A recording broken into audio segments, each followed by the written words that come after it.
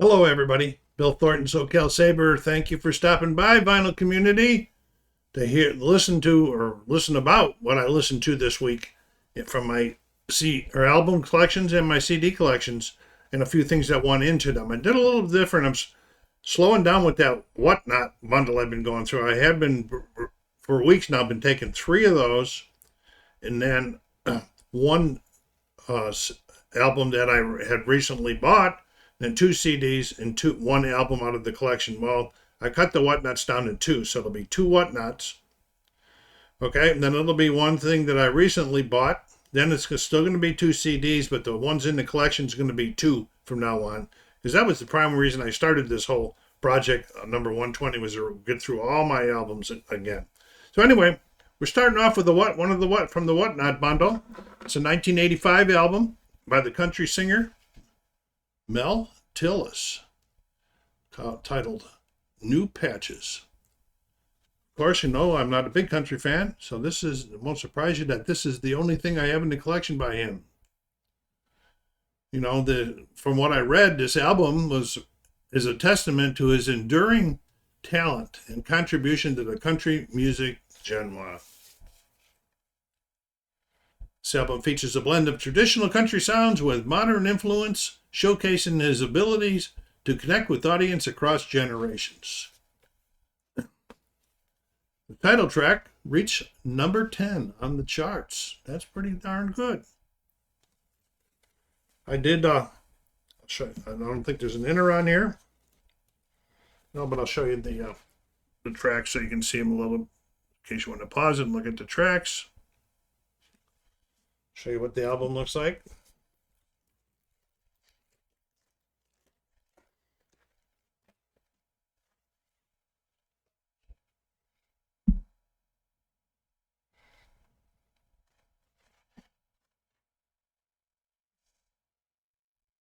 Played really well. It was in pretty good condition, and I liked it because the twang guitars that I normally hear in the Crying in the Beer music were very minimal. I don't like the twang guitars, and plus the fact that he has a really nice voice. So I'm going to start this week off with this country western one, giving it a G, a good. Mel Tillis, 1985 album, New Patches. Well, we are off and running. Make comments down there of whether you like these artists or don't like the artists, and if you do have the artists, and if you heard this album, let me know, and all of that good stuff. I'd like to hear from you, and find out what you are all thinking out there in the community. And then the next one is from that What Now album. This is a little bit older. It's a 1981 album, okay, and it's called Lena Horne, The Lady and Her Music. This was a 1981 Broadway musical review, written for and starring the singer actress Lena Horne.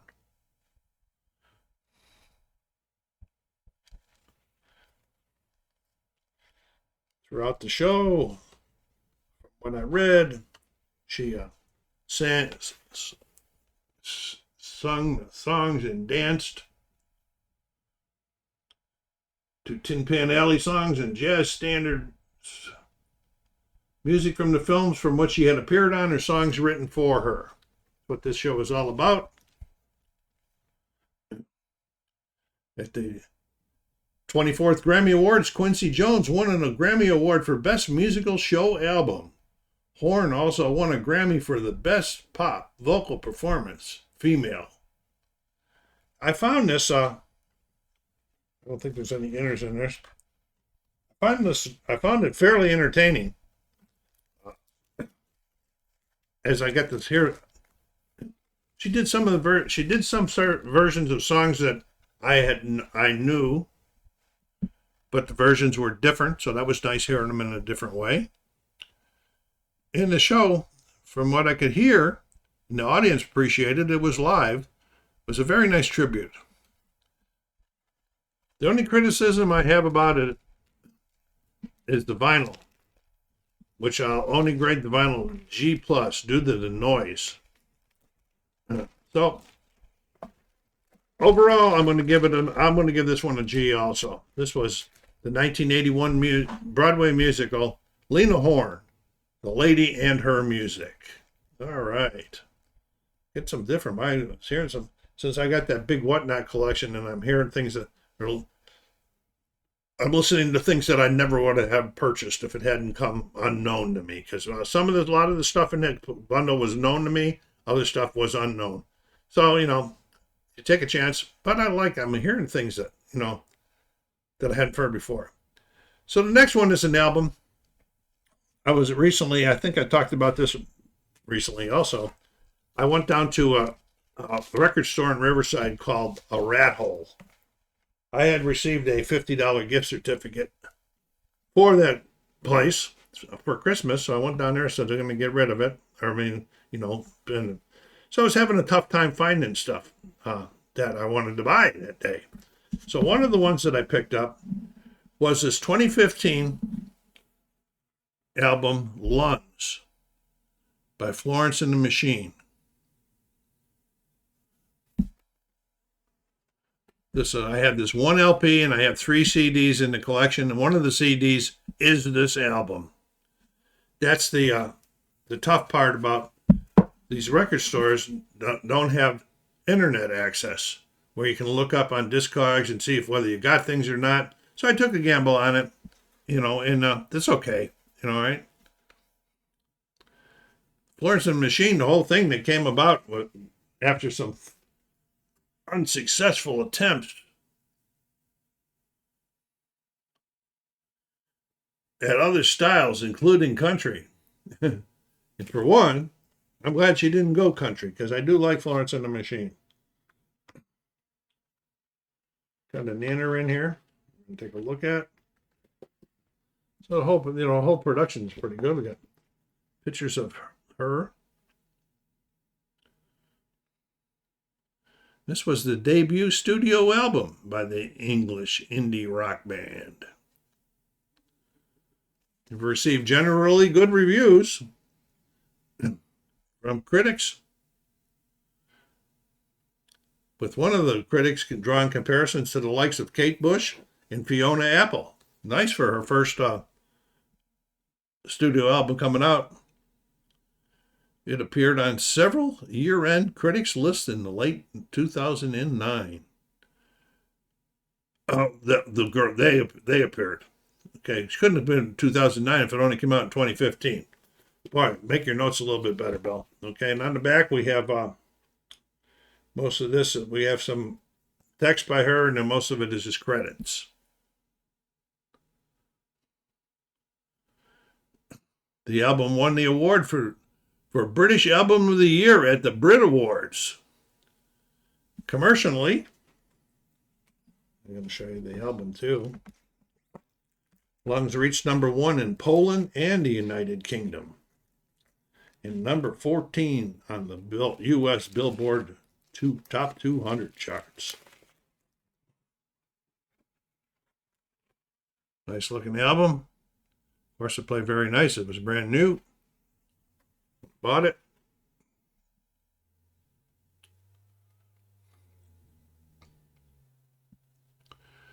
And it ended up selling. It charted on 27 different charts, and it sold over 3 million copies worldwide. That's a nice start to her career, in my mind, anyway. Might not be in other people's mind, but it is in mine. I thought that was a great start. So, that was the 2015 release, Lungs, by Florence and the Machine. And I am giving this a VG this week, for not only the music, but for the production.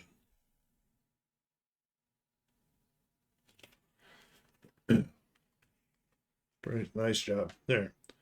All right, we are going to go into the CDs. And starting with Lungs, we really make this, starting with Lungs, we made this week really ramped it up. The first one we got is number 215 in my CD collection. And this is a various artists album from 1994. Unplugged. The Unplugged Collection, Volume 1. Compilation of performances taken from MTV's Unplugged, featuring 16 artists. See the ones on there?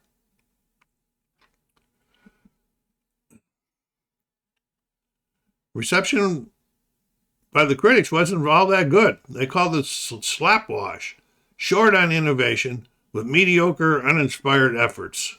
I guess they got to earn their money, they're critics, right?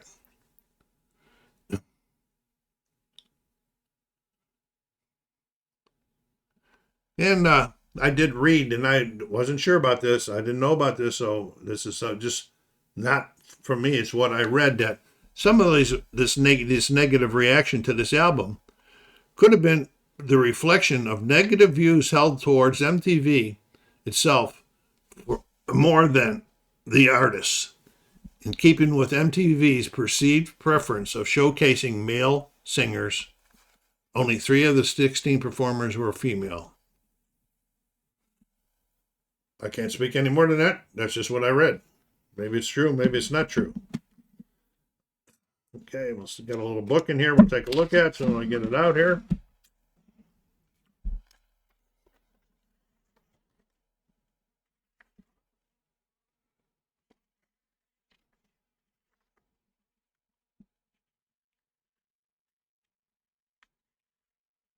The album did peak at number 97 on the U.S. Billboard 200 chart. I don't know. It says volume 1. I don't know. I didn't do any research. I must have did some research back then, but I don't know if there was ever a volume 2. Because it said volume 1. I'm sure there's a lot more unplugged performances they could have picked songs from for a second album, but again, I don't know about that. What do you guys think about that? Is there more? Should there be? I think there's some that should have been on here that weren't.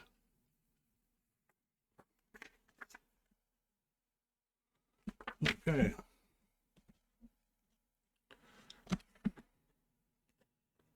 There we go. Nice looking little CD here.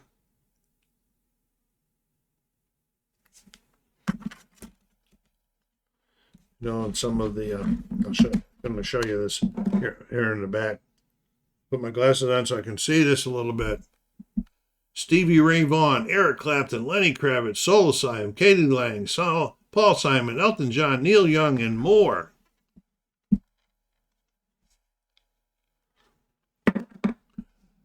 I enjoyed all of the songs on this CD. Therefore, and it was such a mixture of all of the different artists on there, 16 different ones, that I'm going to give it a BG for the week. What do you think? Do you have this? Let me know. Okay, the next CD of the week was The Best Of. It's number 216 in my collection, and it's The Best Of ELP, Emerson, Lake and Palmer. This is a 1994 reissue of a 1980 release. The 1980 release had like 9 songs on it. I think this one has like 14 on it. And this is pretty cool. I have 7 LPs and 2 CDs in my collection by Emerson, Lake and Palmer. Some really good material on this one, including a 20-plus minute version of Tarkus and an 8-minute and 53 version of Trilogy, plus all of the other good stuff that's on here. It's just from the beginning, and Lucky Man, and all the good stuff on here. And they actually ended up with one that they liked a lot. It was, different than I Believe in Father Christmas. So we got here. Anybody ELP fans out there? I think I got some ELP fans in my recently picked up new by me, not new by them, waiting to be played and entered into the collection.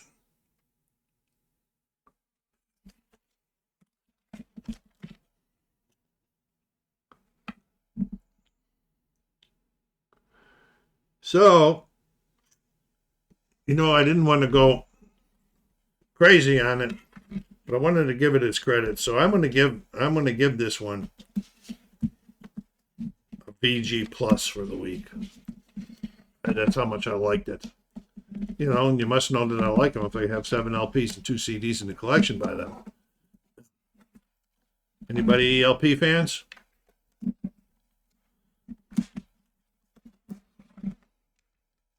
So, that was a 1994 reissue of the 1980 album, The Best of Emerson, Lake and Palmer. All right, we're going back now. We're into the albums. And the first album that I pulled out was a double LP from 1978.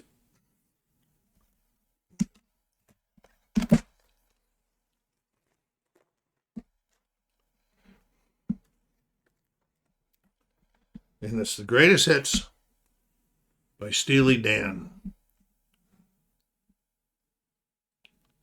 I have 8 LPs and 2 CDs in my collection by Steely Dan. Another one I guess I like. This double album includes tracks from the band's first 6 albums, ending with, how you pronounce it, AJA, Aja.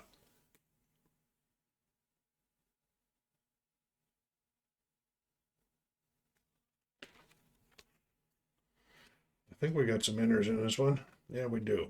Let's take a look at them.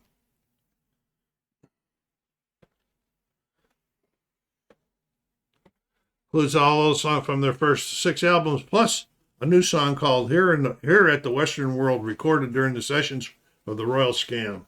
So here's one of the inners. Not showing you too much there. Here's the other one.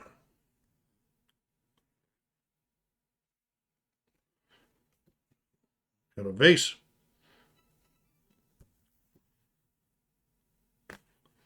What is that? I have no idea. All right. Okay, so that's the inners for it. And I'll show you what the album looked like. Played pretty good shape. I bought this originally when it was new. So that's 78, that's 22, that's 48 years old. And I'm going to rate the vinyl VG Plus.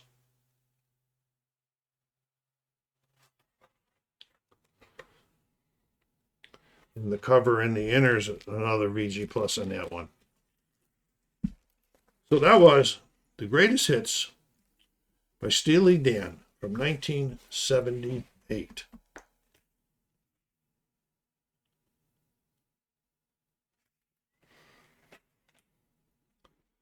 Okay, remember at the end I'm going to pick the 2 that I were my favorites of the week. It's going to be tough because you see I've been having some good material coming out this week. All right, now the last album of the week is a 1978 LP by Kenny Loggins called Night Watch. It's the second album by the American singer-songwriter. I probably lean towards him because I did like music by Loggins and Messina. So going over to get some stuff by him is that I have 3 LPs and 2 CDs in the collection by Kenny Loggins by himself.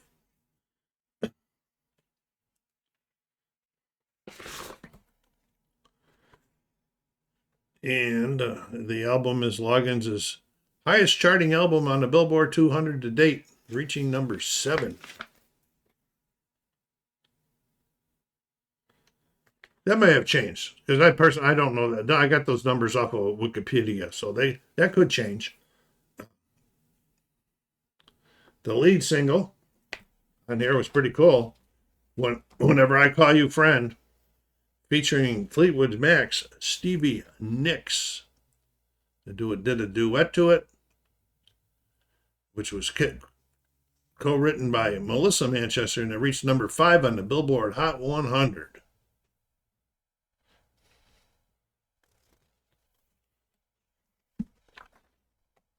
The second single, what is it? Easy Driver, peaked at number 60 in 1979. Let me show you the album. This also featured the first release of the song, the first release of the version of the Doobie Brothers song, What a Fool Believes. This is the first release of it. It was written by Kenny Loggins and co-wrote with Michael McDonald.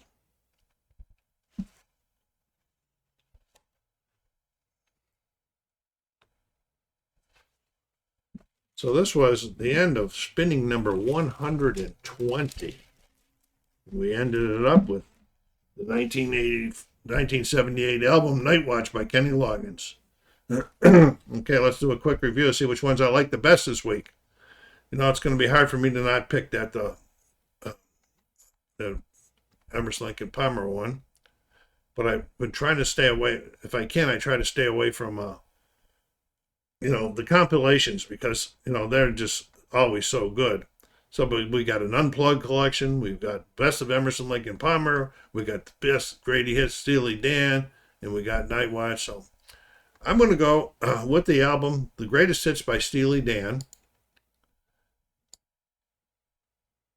And that was the album. And I'm also going to pick the CD, The Best of Emerson, Lake and Palmer. Since I can't seem to stay away from the compilations this week. Would you have picked them? Let me know. If you didn't, which ones would you have picked if you would have picked any? Appreciate hearing from you. Appreciate you stopping by. SoCalSabre saying take care of yourselves out there. Be kind to each other and stay safe.